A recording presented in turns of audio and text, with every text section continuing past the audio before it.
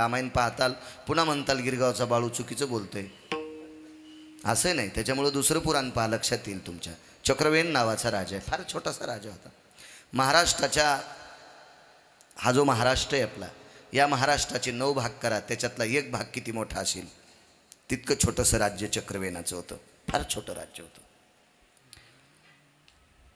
साध्या विचाराचा राजा आहे, सात्विक आहे, सदाचारी पुण्यशील राजा आहे, मजा मारणारा राजा नाही.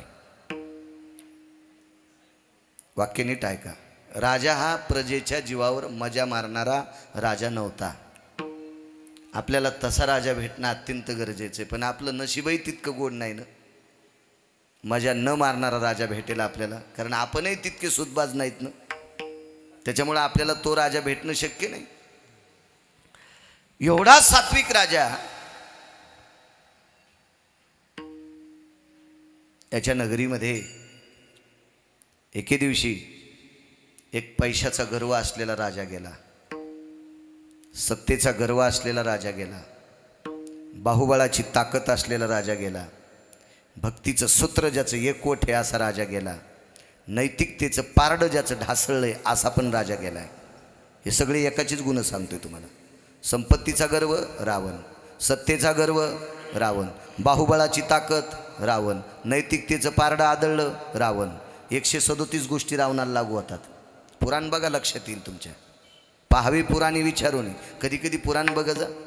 सगळ्याला मोठमोठाली भिताडासारखी मोबाईल आहेत, कधी कधी ते हिचकी जा. फायदा होईल आपला फायदा होईल. उद्या आपल्या नातवाला पंतवाला ती गोष्ट आजोबा सांगत राहतील, आजी सांगत राहतील, त्याच्याकरता चांगलं पाहण्याचा प्रयत्न करत जा.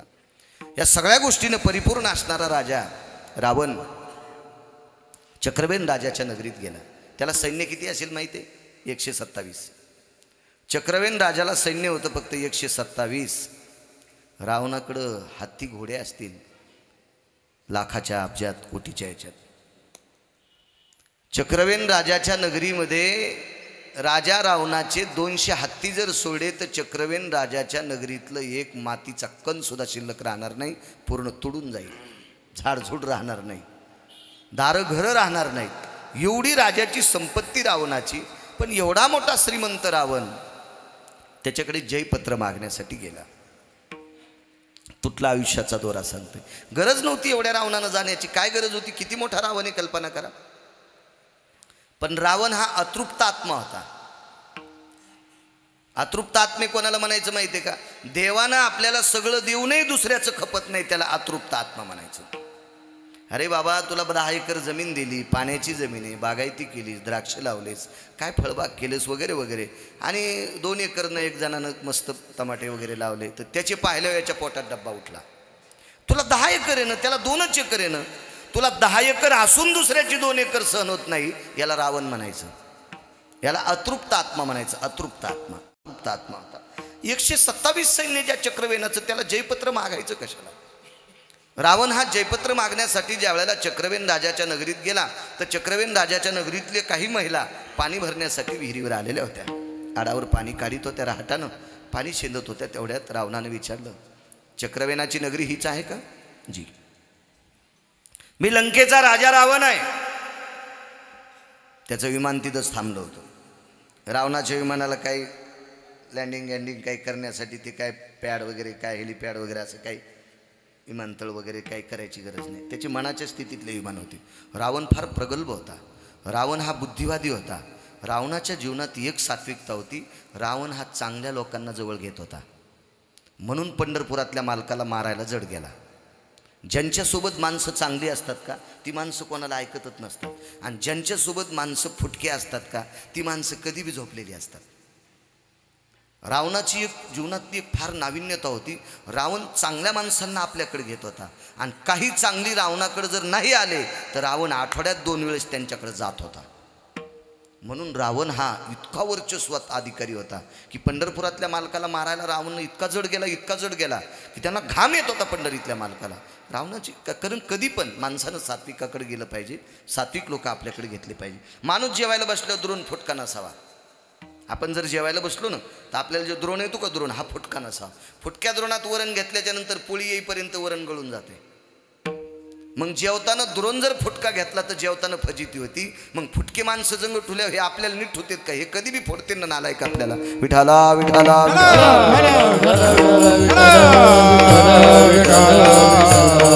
माणसं सात्विक असावा. रावण हा सगळ्या गोष्टीनं प्रगल्भ. 14 विमान होते हो रावणाकडे, 14 विमान. रावणाकडे जे विमान आहे आता एका देशातल्या व्यक्तीकडे नाही. महासत्ता देत असेल जपान, अमेरिका, यांच्याकडे पण ते विमान नाही. आपल्याकडे तर नाहीच. आपण तर डोकत लावू नका, आपल्याकडे पण नाही.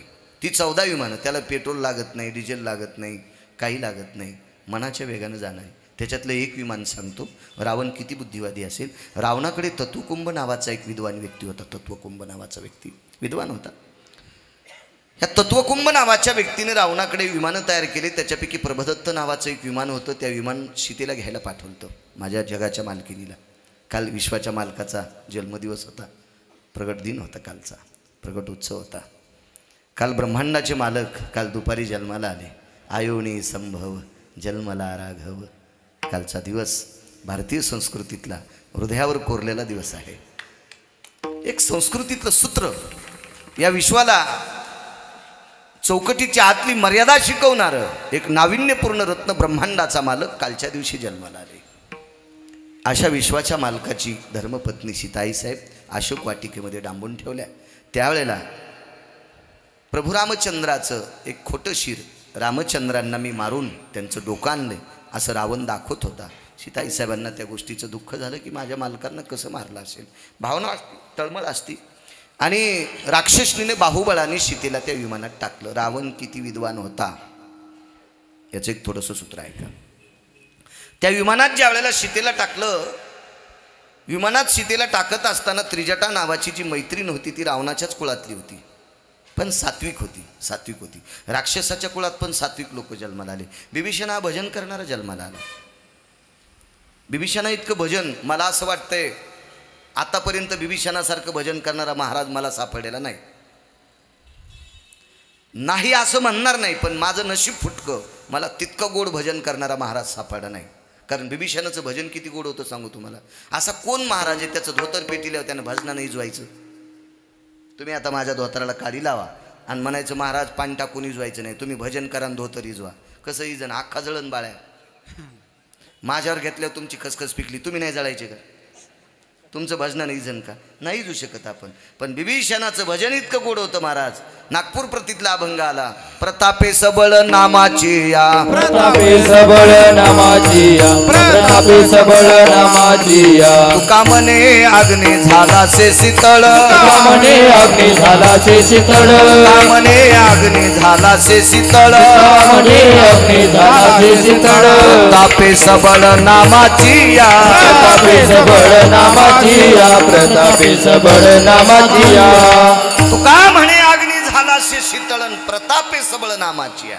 महाराज अख्खी लंका जाळली. आग लगी लंका में हलचल मचाई, विभीषण की कुटिया कैसी बचाई रे. एकट्या विभीषणाचं घर का जळालं नाही तर तो त्या घरात बसून भजन करत होता. भजनानं स्वतःचं घर जळू देत नाही. इतकं सुंदर भजन करण्याची व्याप्ती कोणाची. आपले भजन गोड, चालू भजनात तंबाखू, म्हणजे घोंगड्या खराब केल्या नालाय का तो. आणि तुझं भजन देवाला कसं आवडेल. विठाला विठाला विठाला.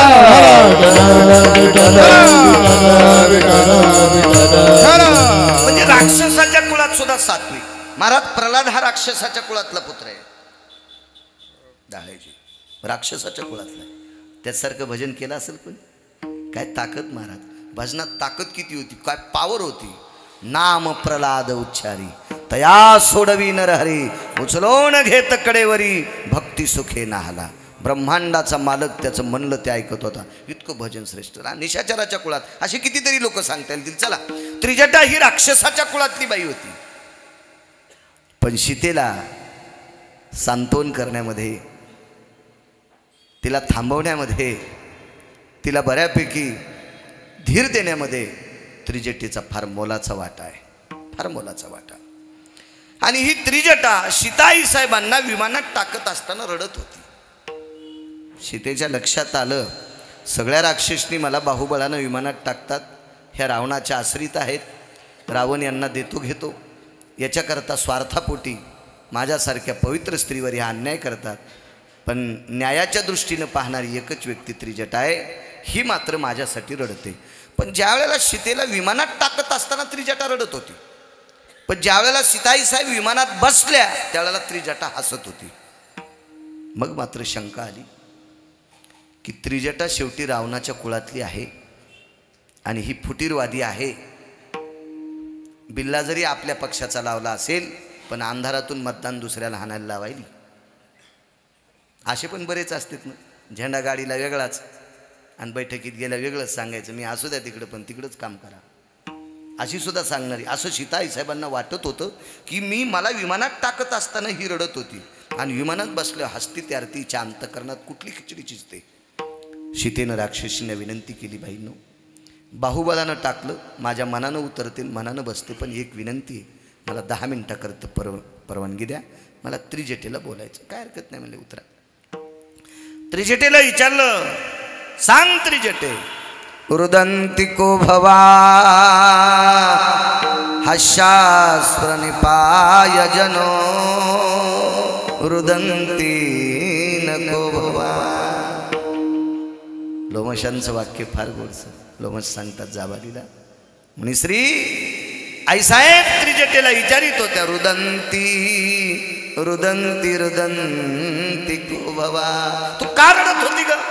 हशाय पुटेषु अननेषु खळा यतोति हशाति कामाति जायो मीमं क्रतुभन्य हशास्तिताया नुब्धेति नादा भयन्ति तिजाया रुदन्ति यतो निको भवाना रुदन्ति यतो नको भवाना रुदन्ति यतो को भवाना. काय तुझा प्रकार आहे ग? तू रडते किती, हसते किती, काय प्रकार आहे? तुला काय माझी समजावा का रावणाची समजावा? सीतेनं सांगितलं, बाई त्रिजटेनं. त्रिजटा सीतेला आवजाव कधीच बोलली नाही. वाक्य कोरून ठेवा, कधीच बोलली नाही, कधीच बोलली नाही, कधीच बोलली नाही. कारण त्रिजटेनं सीतेच्या 4 चुका काढल्या होत्या. मला चक्रवेनाचं सांगायचं होतं, पण ना देव टमाट्याला पाणी देताना गवत उपटायचा, म्हणून इकडे सरकू, नाही तर गरज नव्हतं बरं इतकं लांब सरकायची, काही गरज नव्हती. 4 चुका काढल्या तरी सीतेच्या. पहिली चूक काढली, तू ब्रह्मांड नायकाची पत्नी असताना खोटा महाराज तुला ओळखीता कसा नाही आला? रावण तर चुकीचा महाराज आहे. सीतेनं सांगितलं तो महाराज म्हणल्यावर खोटा कसा म्हणून? मग त्याच्या अंगावर जर भगवे कपडे असतील तर बाईला घेऊन जातो त्या अर्थी खोटा नाही का? भगव्याला बाईचा काय संबंध असा? हा, ज्याला दिसतच नाही त्यानं चष्म्याच्या दुकानात कशाला जायचं? ज्यानं लग्नच केलं नाही त्यानं लुगड्याच्या दुकानात कशाला जायचं? चुकीत का नाही काही गोष्टी? हे तुला कळालं नाही का? तू तर लक्ष्मी आहेस. अशा बऱ्यापैकी आणि उपचुका तर इतक्या काढल्यात. त्याच्यामुळं सीताई साहेब त्रिजटेच्या पुढं लवून राहत होत्या. इतकी भारदस्त वजनदार त्रिजटा होती. महाराज तिचं वजन सांगू किती होतं? पुढच्या अवतारातही सोबतच राहिली लग्नाच्या वेळेला. रावण मारल्याच्या नंतर विमानात बसून देताना प्रभू रामचंद्रासोबत सीताच होती आणि पुढच्या अवतारात शिशुपाळासोबत लग्न मोडल्याच्या नंतर कृष्ण परमात्म्याच्या रथात बसून देताना त्रिजटाच होती. फक्त नाव होतं सुजया. मागचं नाव त्रिजटा आणि पुढचं नाव सुजया. कधी कधी पुराण पाहायचं डोक्यात ठेवी जाणं, विडाला विडाला विडाला.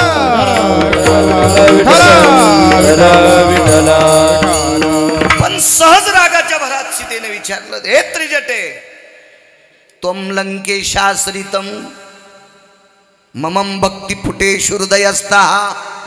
तू रावणाची आश्रित आहेस का भक्तीने माझी झालीस का तुझी भक्ती खोटी आहे? नेमकं काय? तिने सांगितलं, अगं 2 मिनिटं बाजूला चल, सगळं सांगते. बोला आता काय? झाडाच्या आडंगी घेतलं आणि त्रिजटेने विचारलं, सांग बाई काय येतं? सीताई साहेबांनी सांगितलं, त्रिजटे, मला विमानात राक्षसनी टाकत होत्या त्यावेळेला तुरडत होती आणि मी विमानात बसल्याच्या नंतर हसत होती, याचं कारण काय? तिनं सांगितलं, सीते, हे सीते, कधी कधी सखे म्हणायची. हे सखी म्हणजे मैत्रीण. हे सीते, अगं माझा हा जो रावण आहे का आमचा, हा भयानक शक्तिशाली, हा भयानक मायावी आहे, हा भयानक कपटी आहे. हा कोणासाठी काय करील आतापर्यंत विधात्याला सुद्धा कळालेलं नाही. म्हणून राम मारणे रावणात ताकद नाही. पण डोकं कापून ठेवलं होतं अशी माझी पण शंका होती, खरोखरच रामाचं आहे का काय.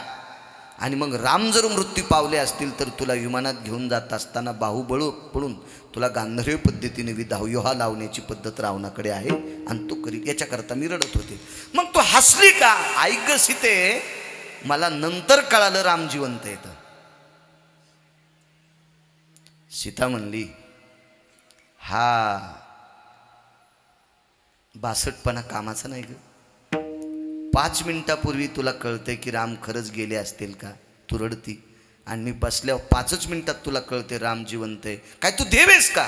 ती म्हणली मी देव नाही ग, पण हे विमान देव आहे. हे विमान देव आहे. ह्या विमानाची अशी खासियत आहे, या विमानाला विधवा स्त्रीचा पाय लागल्यावर विमान जळून जाते. आणि तू बसल्याच्या नंतर विमान जळत नाही, याचा अर्थ राम जिवंत आहेत. सावकारे विमान कोणाकडे होतं माहिती आहे? रावणाकडे. आहे पृथ्वीवर एखादा देश तुपे असं विमान आणण्याची ताकद आहे का साने बुवा? नाही कोणाकडे. नाही नाही नाही नाही. रावण किती विद्वान असेल कल्पना करा. असे 127 विद्वान त्याच्याकडे होते. तुम्हाला एकच विद्वान सांगितलं फक्त, तत्वकुंभ. एवढा समर्थ रावण, पण भिकारचोट होता हो. भिकारचोट, अतृप्त आत्मा. इथपर्यंत आलतो ना मी. रावण हा अतृप्त आत्मा होता. अतृप्त आत्मा, भिकारचोट होता. भिकारचोट होता. तुम्हाला एक सांगू का? 2 गोष्टी माणसाला झोपू देत नाहीत. एक दुखणं आणि एक दुसऱ्याचं न खपणं. 2 गोष्टी झोपू देत नाही. दात दुखायला झोप येते का?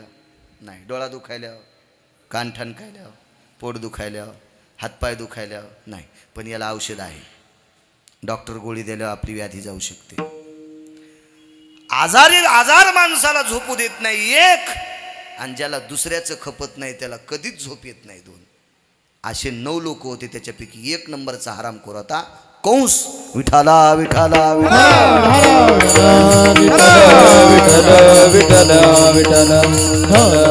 पुराणातले नाव सांगतोय. पुराणातले. आता आपल्यात किती येतं? पहिले दगड उचलल्या विचू निघत होते, आता असेच भडवे सापडतील. विठाला विठाला. पाण्या हिरीवर पाणी भरण्यासाठी आल्या. इथपर्यंत आलतो आपण. मी लंकेचा राजा रावण आहे. एका बाईनं रावण म्हटल्याबरोबर त्याच्याकडे पाठ केली, कारण तिनं रावणाची महती ऐकली ती. एवढा मोठा रावण, विमान बाजूला सोडले आणि पायी या गावात यायला लागला. एवढा मोठा रावण, एवढा मोठा रावण. काय गरज असेल आपल्या राजाकडे? बाईनं रावणाकडे पाठ करून तोंड तिकडं आणि विचारलं. वाक्य फार गोड आहे पण वेगात सांगतो, वेळ होईल. महाराज लंकेश, आमच्या राजाकडे आपल्याला काय काम आहे? कशा करता आलात आपण?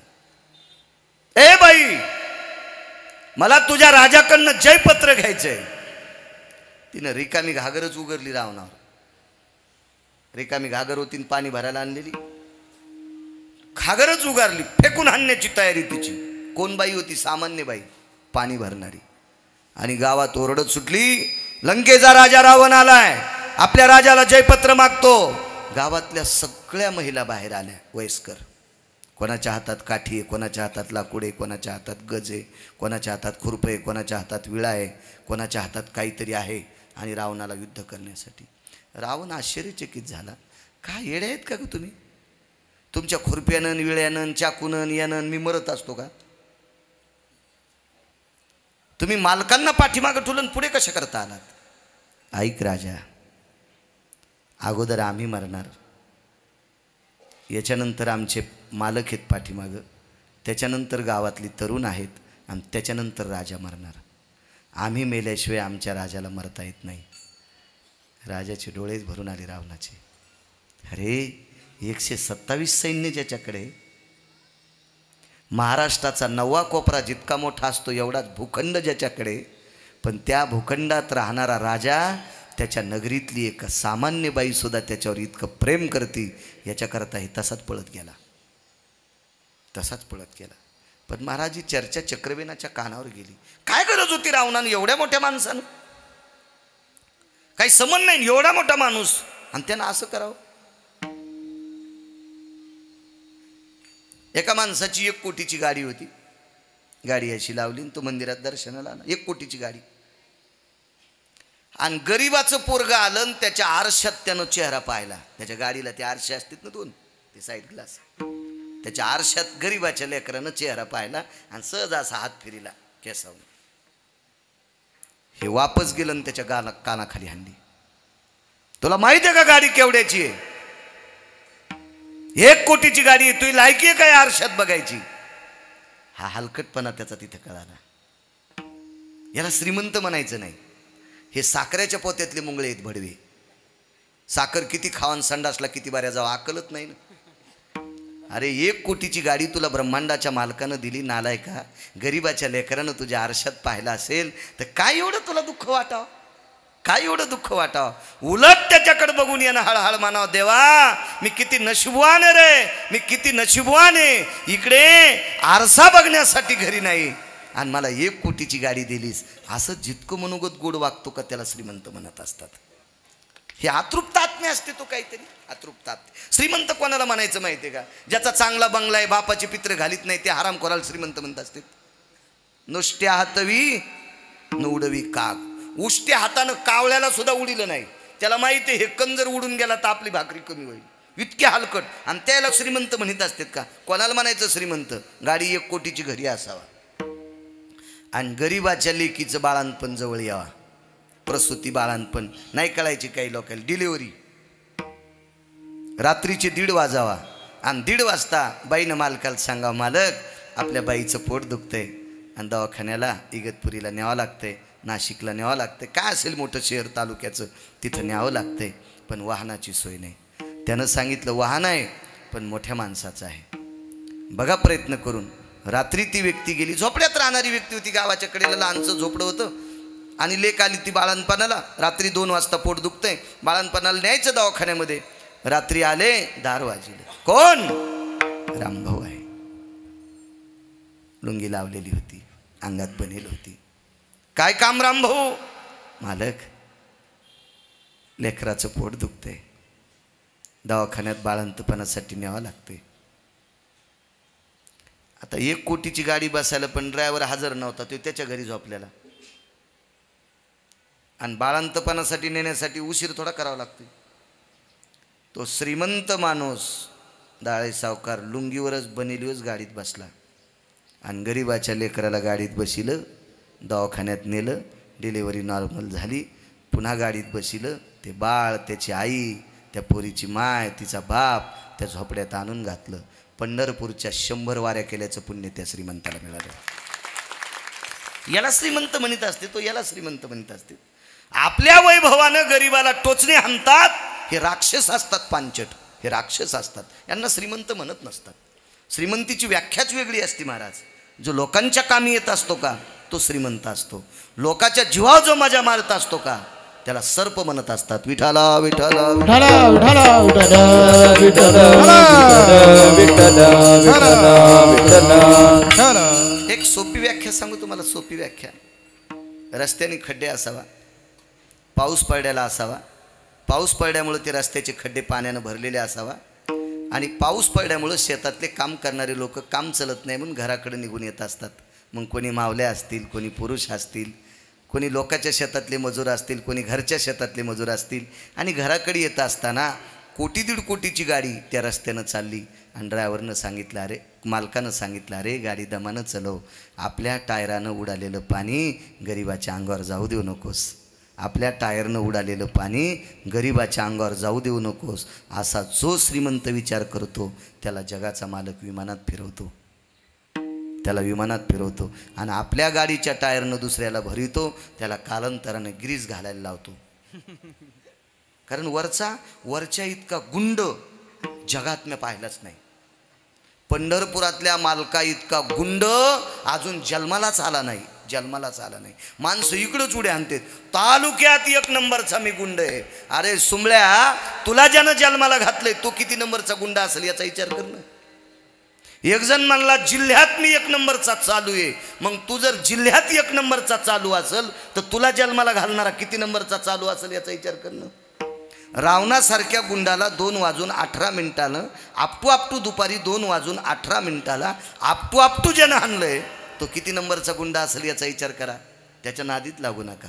तो राजाचा रंकाचा राव काय करेल काही सांगता येत नाही. तुका मने आले समर्थाच्या मना, तुका मने आले समर्थाच्या मना, तरी होय राणा रंक त्याचा, तरी होय राणा रंक त्याचा. तुका मने आले समर्थाचे मना, तुका मने आले समर्थाच्या मना, तरी होय राणा रंक त्याचा, तरी होय राणा रंक त्याचा. माझ्या देहूतले मालक गोड सांगतात तुका मने आले समर्थाच्या मना. या मोठ्यांच्या मनात आल्यावर काय करता येत नाही महाराज. अहो संध्याकाळी जेवायला नसणारा वारकरी संध्याकाळी जेवायला नव्हतं. संक्रांतीचं वाण विचारलं बायकोनं त्या वारकऱ्याला, मालक संक्रांतीचा पर्व काळ कधी आहे? 4:15 वाजल्यापासून तर दुपारच्या 2 वाजेपर्यंत. त्या बाईनं वाण द्यायला किती वाजता जावा? 4:30ला, सकाळच्या 4:30ला. अंधारात गेली. मुलांनी विचारलं आई इतक्या अंधारात का गेली? गेले रे बाळा. आई खरं सांग ना, सगळ्या बायका उजाड्यावर गेल्या ग. 2 वाजता वाण द्यायचा कार्यक्रम होता, 4:15 ते 2. मग तू दुपारी का नाही गेली? नटून सजून सगळ्या बायका वाण द्यायला मंदिरात गेल्या, तो अंधारात का गेली? पोराला पोटशी धरलं आणि सांगितलं बाळा सगळ्या बायकाच्या अंगावर साड्या चांगल्या होत्या, याच्याकरता त्या उजाड्यावर गेल्या. माझी साडी 4 जागेवर फाटकी होती, याच्याकरता मी अंधारात गेले, म्हणून मी अंधारात गेले. काय परिस्थिती असेल हो त्या वारकऱ्याच्या बायकोची, किती परिस्थिती असेल. त्या वारकऱ्याचं नाव होतं सुदामदेव. सुदामदेव. पुढे काय झालं माहिती आहे? गाव सोन्याचं दिलं. एकेकाळी संक्रांतीला वाण देण्यासाठी साडी फाटकी आणि त्याच व्यक्तीचं गाव सोन्याचं. सुदाम ब्राह्मण दुःखी दरिद्री पिढीला, सुदाम ब्राह्मण दुःखी दरिद्री पीडेला, पुष्पफुले घेऊन या त्याच्या भेटीला गेला. पुष्टी पोहे घेऊन या त्याचे भेटीला गेला. शुद्ध बाबाचे खानिया गाव सोन्याचा दिला गा. भावाने कोणीया गाव सोन्याचा दिला गा. विठोबाचा धर्म जागो त्याचे करणी लक्ष लागो. विठोबाचा धर्म जागो त्याचे करणी लक्ष लागो. काय करता येत नाही त्या मालकाला. संध्याकाळी जेवायला नाही, गाव सोन्याचं दिले, हे सगळं करता येते. म्हणून आपण माणूस म्हणून जगलो पाहिजे. आपलं कोण्या दिवशी वाजील, कोण्या दिवशी बरं करील, कोण्या दिवशी फाडील, कोण्या दिवशी शिवील, हे सगळं त्याच्या हातात आहे. देखवी ऐकवी एक नारायण तयाचे भजन चुकू नका. सगळी सत्ता त्याच्या हातात आहे. तुम्हाला एक सांगू का,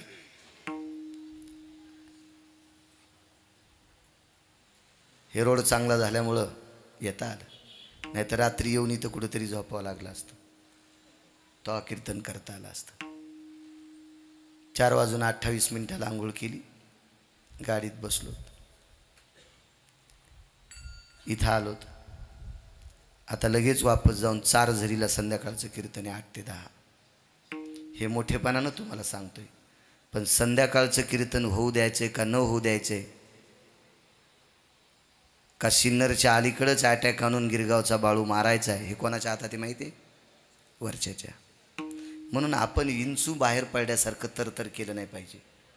ही सगळी सत्ता त्याची आहे, सगळी सत्ता त्याची. आपण हिशाबत जगलं पाहिजे थोडंसं. चुका होत असतील माणसाच्या जीवनात, होत जाऊ. आपण लोणचा इतकी चूक झाली पाहिजे. जेवताना लोणचं किती घेतो आपण? थोडंसं. पण चुका जर आपण भाजी इतक्या करत असेल तर त्याला मान्य नसतील त्या चुका. मर्यादा असली पाहिजे, मर्यादा. चला, रावण परत गेला राज्यातल्या लोकांची निष्ठा पाहिल्याच्या नंतर.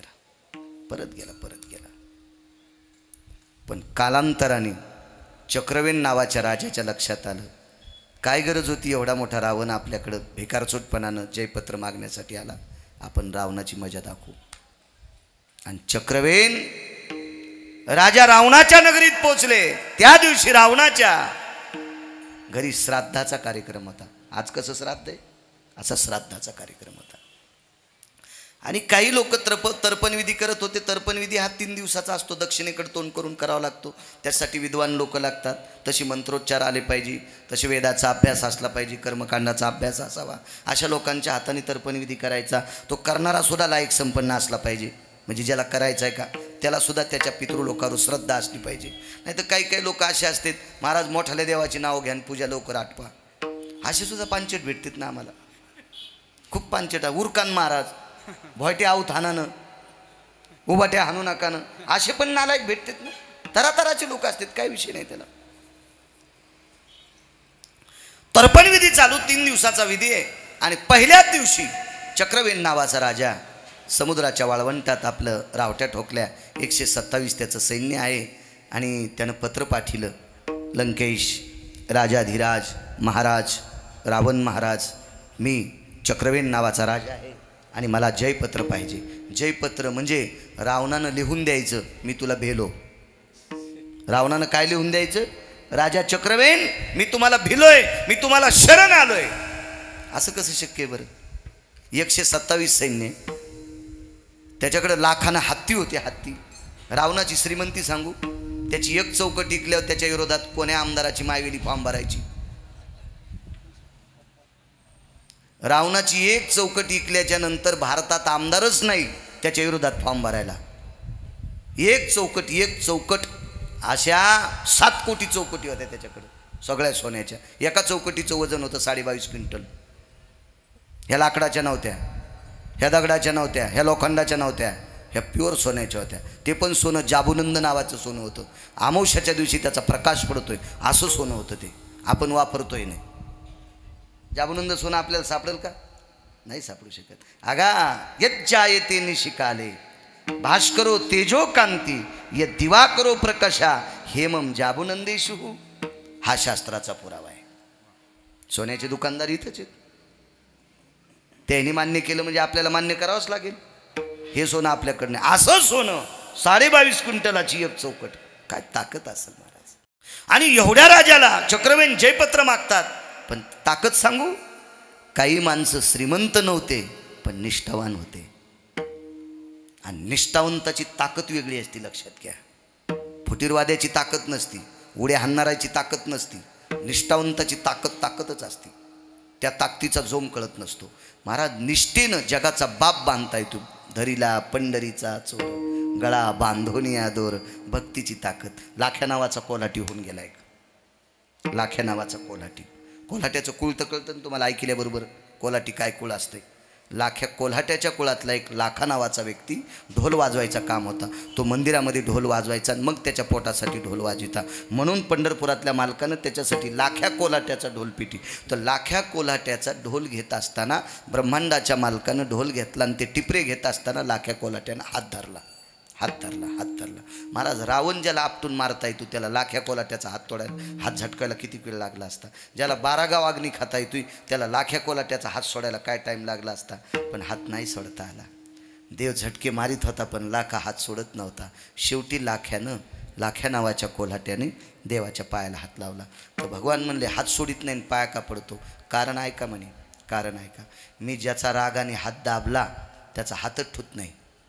कोण म्हणतोय, लाख्या कोल्हाटी. कारण लाख्या कोल्हाट्याची बायको वाघाला भेट नव्हती.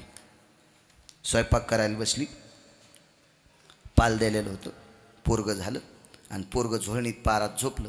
आता पालात राहणाऱ्याला पाळणा असतो का, झोळणी बांधलेली लुगड्याची साडीची, त्याच्यात पोरगं झोपलं आणि पुढं पालाच्या पुढं स्वयंपाक करत होती. आणि वाघाच्या लक्षात आलं ही स्वयंपाक पुढं तोंड करून करायली, पाठीमागून उडी हाणून हिचं पोरगं खावा.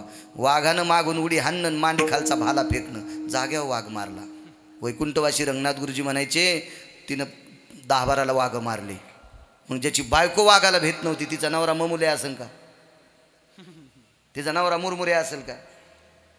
ज्याची बायको वाघाला भेट नाही त्यावर ती तो लाख्या कोल्हाटी काय असेल. त्यानं सांगितलं मालक मी रागानं ज्याचा हात दाबला त्याचा हात टिपऱ्यासारखा मोडून टाकला, पण 5 मिनिटापासून हात दाबतो तुमचा हात मोडत नाही, त्यार्थी तुम्ही माणूस नाहीत राव. देवानं रूप प्रगट केलं. मला एकच सांगायचा मुद्दा, अहो लाख्या कोलाटी सामान्य माणूस एवढी शक्ती जगाच्या मालकाच्या असताना त्यानं धरलेला हात सोडता येत नाही, ही भक्तीची ताकद आहे. देव फक्त भक्तीनं बांधला जातो. हा कोणाच्या ऋणात फक्त भक्तीचंच ऋण असं आहे की ते त्याला बांधू शकते. चला मग निष्ठेचं जे ऋण आहे, सात्विकपणाचं ऋण आहे, भाव आहे, शुद्धता आहे, याला ही सगळ्या लोकांना ते नाडून टाकत असते. 127 सैन्य असणारा पत्र पाठिलं, मला जयपत्र लिहून द्या. रावणानं सांगितलं तुम्हाला परवाला मिळेल, 3 दिवसाच्या नंतर 4थ्या दिवशी तुम्हाला जयपत्र मिळेल, कारण 3 दिवस तर्पणविधी होता. पण चक्रवेन राजा शांत नाही बसला. चक्रवेन राजानं काय केलं माहिती आहे, समुद्राची जी बारीक बारीक वाळू होती अशी 2-4 टोपले जमा केली, वडाची पानं तोडले, वडाच्या पानाचा चिक त्याच्यात टाकला, वाळू वलसर केली आणि वाळूची चिक लंका तयार केली. किती मोठी तयार केली? छोटीशी लंका.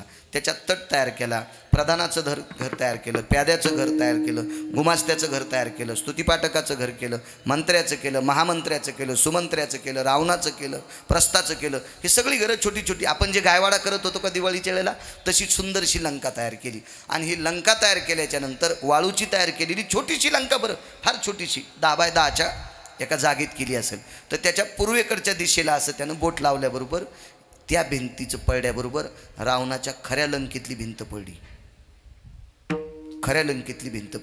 आणि तर्पणविधी चालू होता दक्षिणेतून. याला वो सवृत्तेषु दातिद पिंडोत्रपणाः नारायणो नागबली आप्तेष्टि त्रिपंडी काल सर्प शांतिरस्ततेव च मुच्यतेला यति तिलाग्रो जवाग्रो भयजायतः रक्तचंदनं समर्पयामि आरक्तपुष्पाति भयोस्थितः यज्जायोत सर्वांगुष्टादि स्नान भयो यत चंदनो भयस्थितो पितरोर शांतिरो गुडाशर्करा कागो हिरण्यो भयजायतिर्मुग्धेर सुता. अशी ती मंत्रोच्चार चालू होता गोडसा. मला आता येत नाही, मी 27 वर्षापूर्वी करीत होतो, आता नाही. पण ते मेमरी कार्डात डाटा आहे ना, कार्ड चांगलं आहे म्हणून तो मोबाईल साधा वापरितो. विडाला विडाला विडाला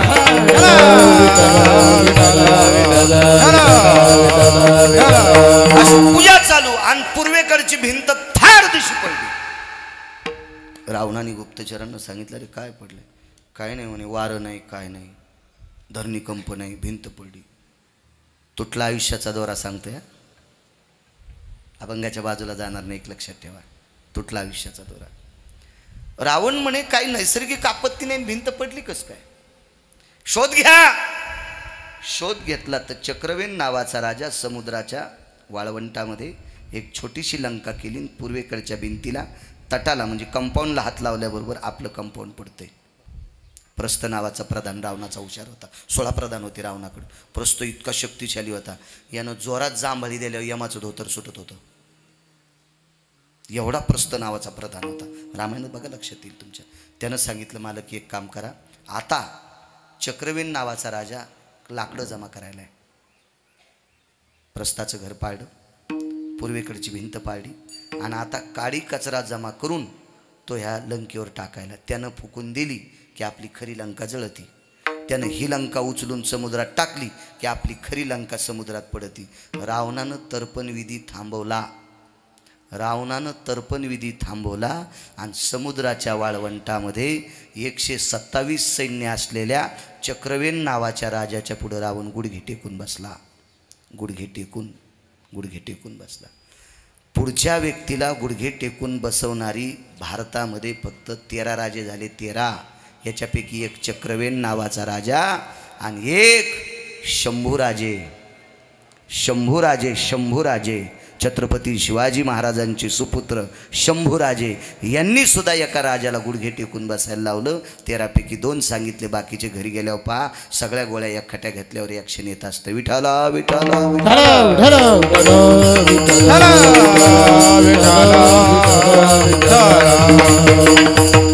हे 13च कोणापुढे वाकत नव्हते. बाकी 13च्या नंतर न वाकणारा राजाच पाहिला नाही. वाकावंच लागतं. असा जरी नाही वाकला तर प्रचाराच्या काळात वाकावं लागतं. ज्याचं गुलूपशार झालं त्याच्या पण पाया पडावं लागतं. तो काळच तसा असतो. हे 13 पडत नव्हते अद्याप. नाही म्हणजे नाहीच पडले कोणाच्या पाया. राजा रावणानं गुडघे टेकले, जयपत्र लिहून दिलं, मी तुम्हाला शरण आलो. चक्रवेनानं जयपत्र चुरगाळून रावणाकडे फेकून दिलं. रावणा, तुझी मस्ती जिरविण्यासाठी आलतो. मला तुझी लंका तमाम संपत्ती उभ्याहा हे मत्र भयस्थिता लघुशंका स्ततीवच. मी तुझ्या संपत्तीकडे बघून लघुशंका सुद्धा करू शकत नाही, पण तू अल्पसंतुष्ट आहेस, तू अतृप्त आत्मा आहेस. एवढा मोठा श्रीमंत असताना तू एका सामान्य गरीब राजाला त्रास देतोस, हे तुला कळवण्यासाठी, तुझी जागा दाखवण्यासाठी इथपर्यंत आलतो. रावण एकच म्हणला, चक्रवेन महाराज, मला भाऊ या नात्यानं माफ केलं. ते तुला भाऊ घेऊ काय मानित नाही म्हणे, फक्त माफ केलं इतकं लक्षात ठेव. तुझ्यासारख्या नालायकाला भाऊ कशाला म्हणू? तुला 80,000 बायका असताना दुसऱ्याची बाई नेतो, तुला भाऊ म्हणतास देतोय कुठं? ते चक्रवेन होता, तुला कशाला भाऊ मानू? राजानं विचारलं रावणानं, चक्रवेन महाराज एक बोलू का तुम्हाला? तुम्ही मातुड्याची लंका केल्यावर पाण्यात टाकल्यावर आमची खरी लंका पडती, तुम्ही वाळूची मातीची लंका केल्यावर तिला बोट मारल्यावर आमची लंका पडती, तुम्ही इथं काळी कचरा टाकल्यावर ही जळाल्यावर ती जळती, ही ताकद तुम्हाला कशाने तयार झाली? चक्रवेनाचं वाक्य ऐका. हा राजा प्रभू रामचंद्राच्या आजोबाच्या काळातला राजा होता.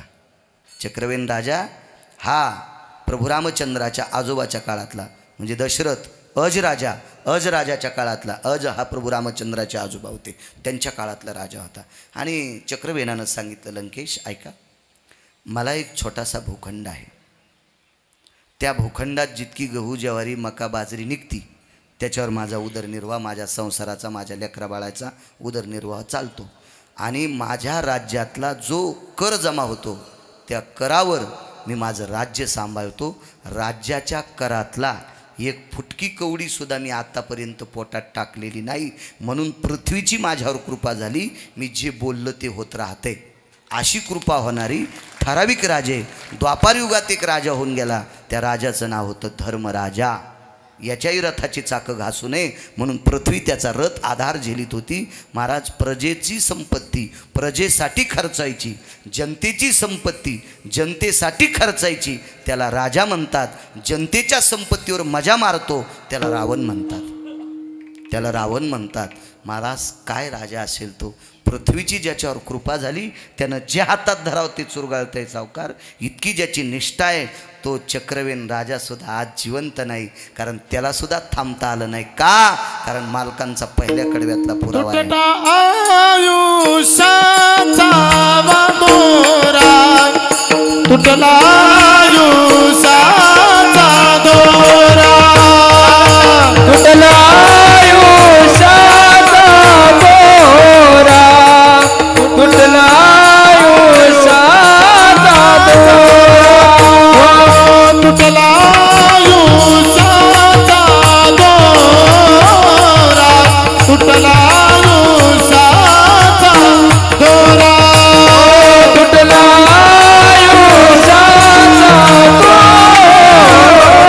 तुटला,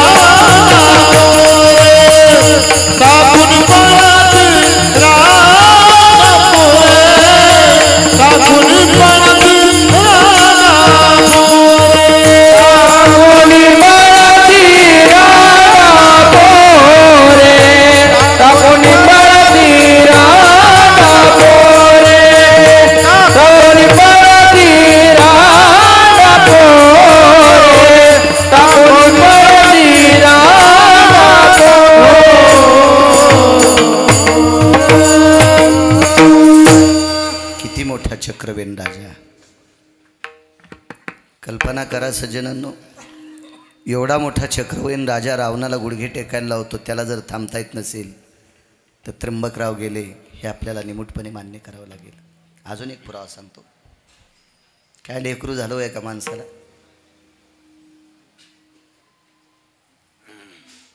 इतकं सात्विक लेकरू, इतकं सात्विक लेकरू की त्या लेकराचा सात्विकपणा मोजण्यासाठी ब्रह्मदेवाकडे तराजू नव्हतं. लेकरा अशी होत जावा. लेकरू जन्माला आलं, काय भाग्यवान लेकरू होतं ते.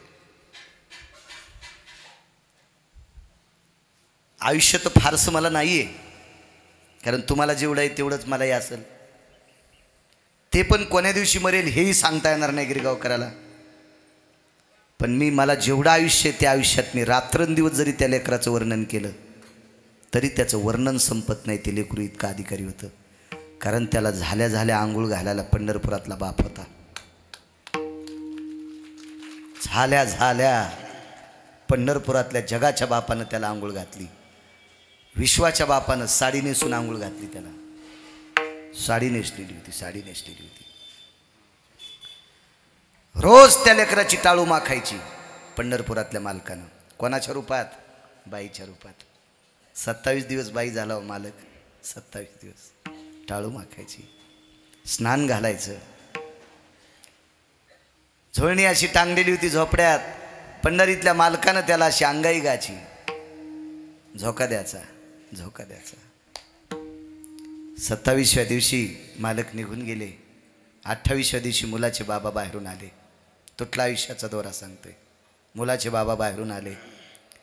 बाईच्या डोळ्यातून पाणी येत होतं, मालकिनीच्या पत्नीच्या.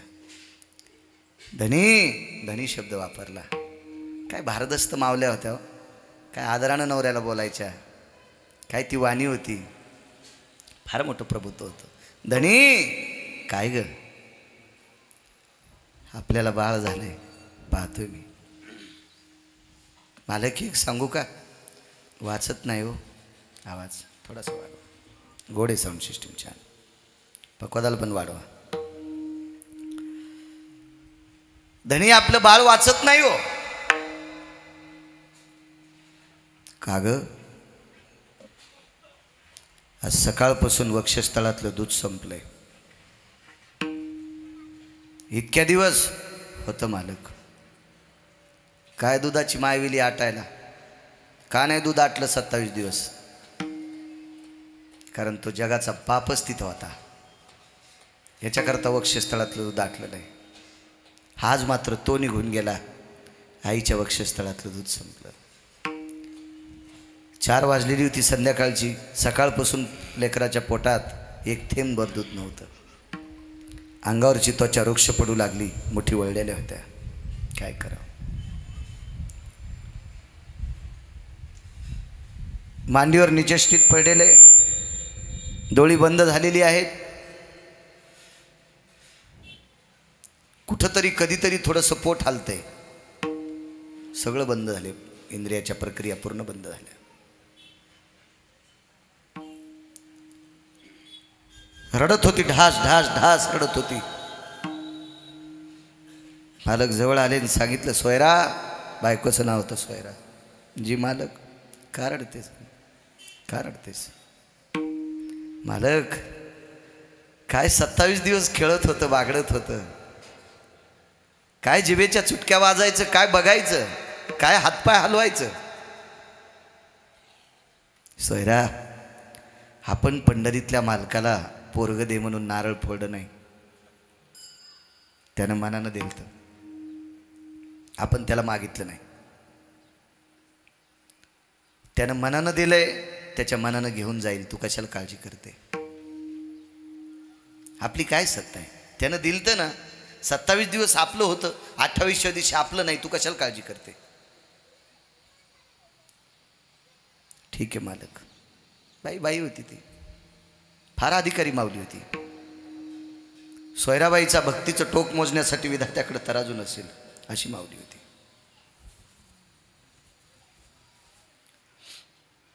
कारण अधिकार किती होता सांगू? तुम्ही गावरान तुपातला नैवेद्य करा सोन्याच्या ताटात. आमच्या सावकाराकडून तुम्ही सोन्याच्या प्लेट विकत घ्या.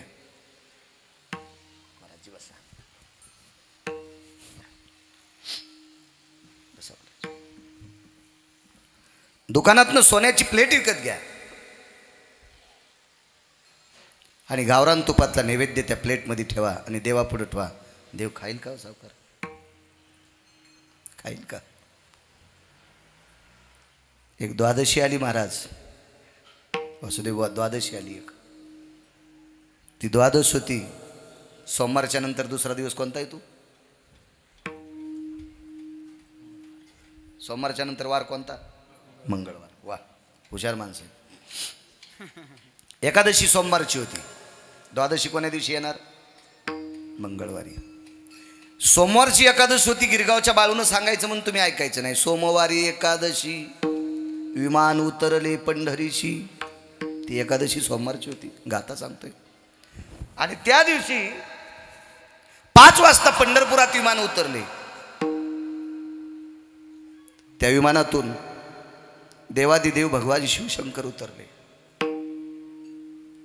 33 कोटी देवाचा राजा इंद्र पकवाज घेऊन उतरला.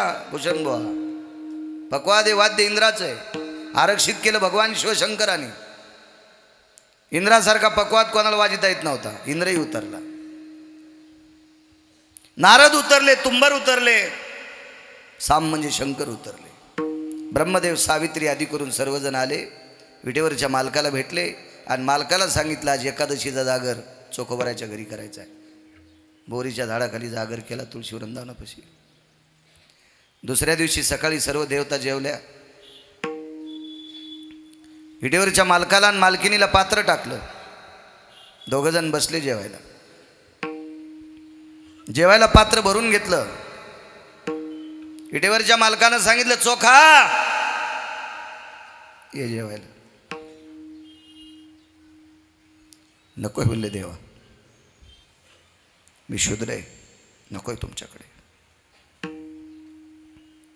देवानं सांगितलं चोखा पुढची द्वादशी येईपर्यंत पाणी पण पिणार नाही.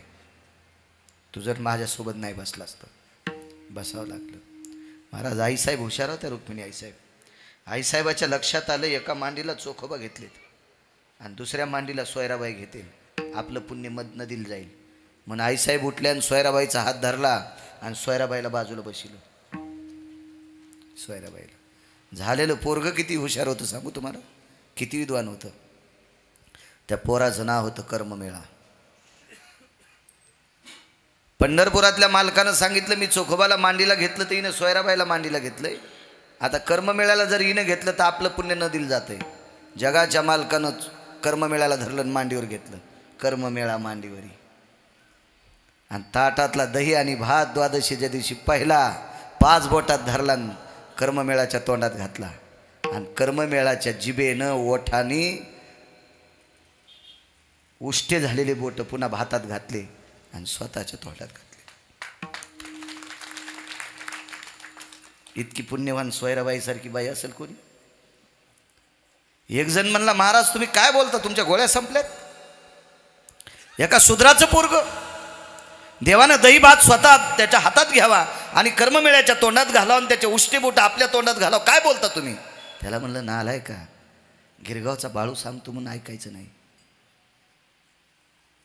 एका जनार्दनी आईशी चोखियाची मात. एका जनार्दनी आईशी चोखियाची मात. एका जनार्दनी आईशी चोखियाची मात. एका जनार्दनी आईशी चोखियाची मात. देवी पंढरीनाथ त्याचे सोने. देवी पंढरीनाथ त्याचे सोने. देवी पंढरीनाथ त्याचे सोने. मी सांगतो म्हणून ऐकायचं.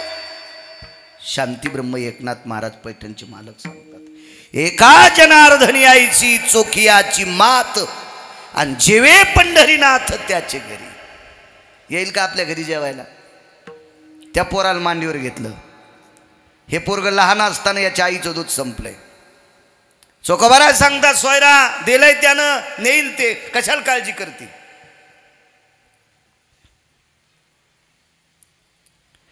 पोट थोडंसं हालत होतं. बाईनं सांगितलं धनी एक बोलू. काय ग? गेल्या 27 दिवसापासून अंगा खांद्यावर खेळवले. तुमचा पिंड याच्यात आहे. जाता जाता तुमचा हात लागू द्यायला. आणि बायकोच्या मांडीवरचं स्वतःच्या हातावर घेतलं. लुळूपुळू झालेलं होतं. पांढरं शुभ्र पडलेलं होतं. डोळे बंद झालेली होती. मुठी विळून गेलत्या, पाय तिरळून गेलते.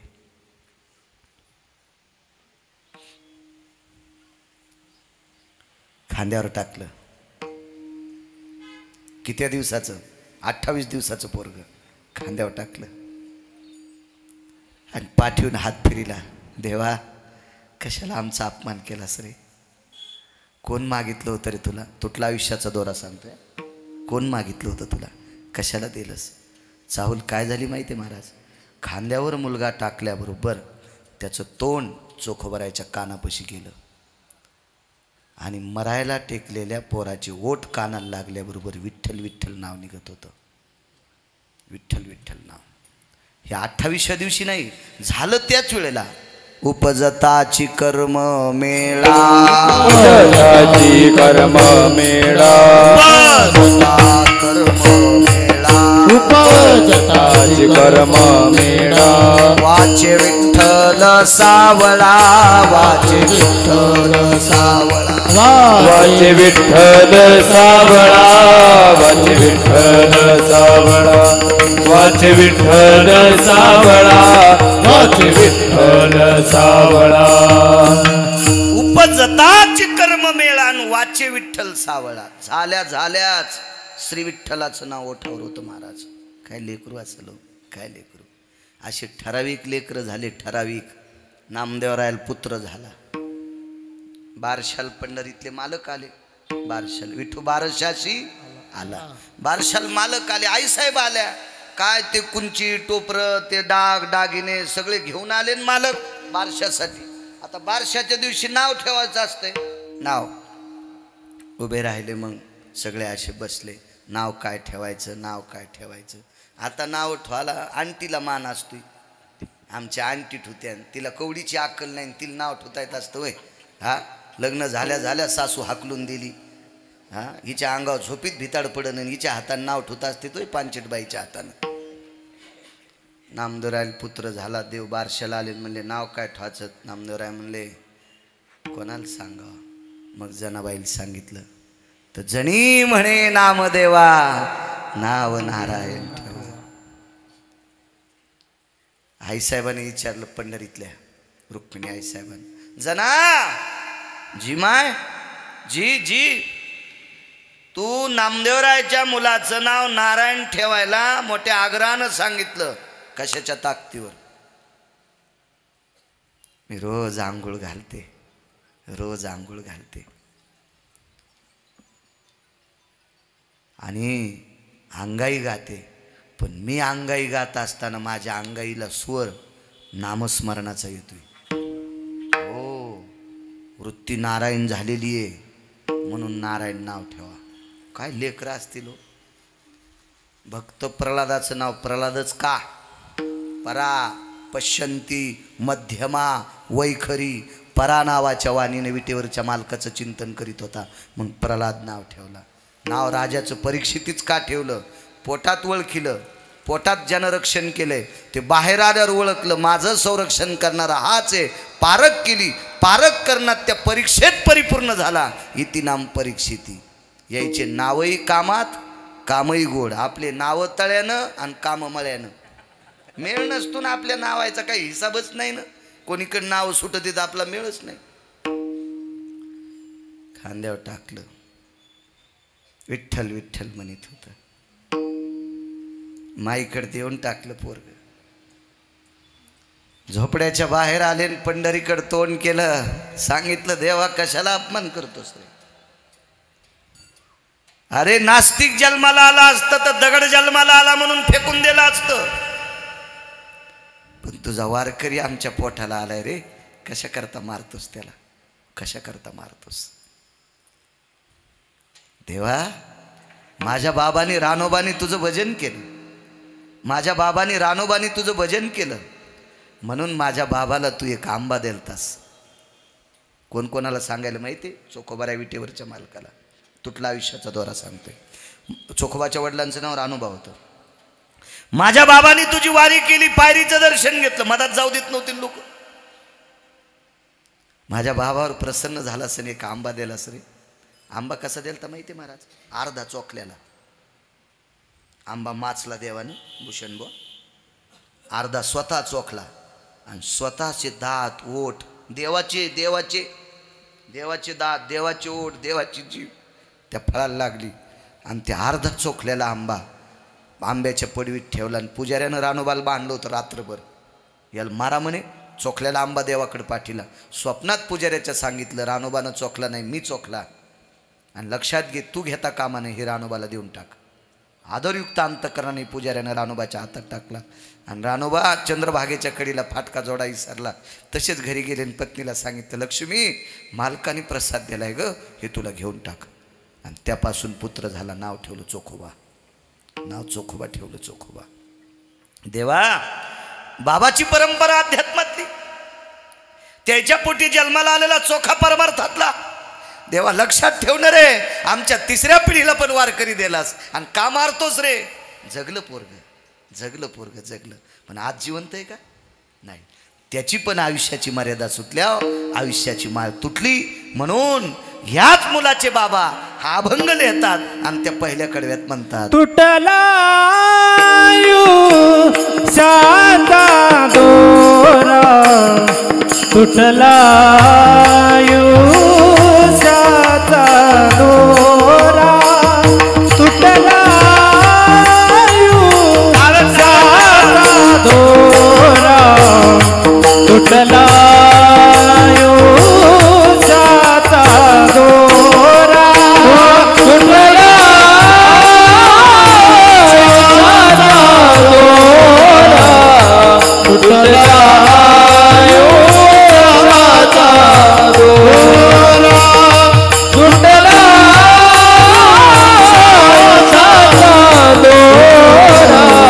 तुटला